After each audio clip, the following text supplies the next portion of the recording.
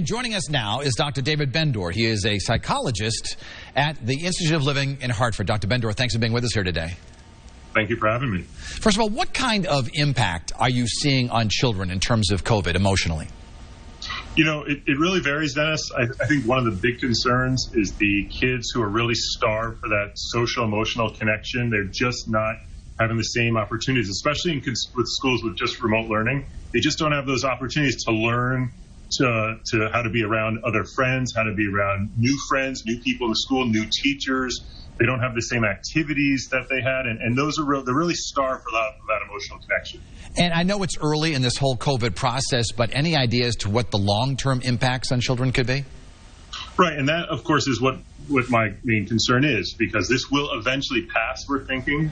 Of course, it will eventually. But really the concern is where the kids who are a little more vulnerable, where they get left behind, as they say. So you have kids who are maybe already on the shy or quieter side, struggle making connections. And again, with those who are doing remote learning or missing out on opportunities, they just haven't had almost now a whole year to challenge themselves to connect with other people, connect with teachers, meet new friends. And that could really set them behind when they finally do go back into a classroom or back to on-field activity.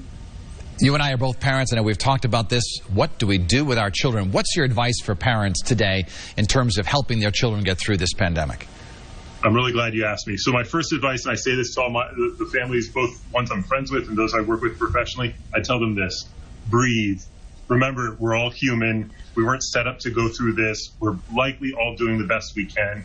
What I really encourage people to do is, as parents, is introduce as much normalcy as you can into your kids' lives, given how strange and uncharted this time is.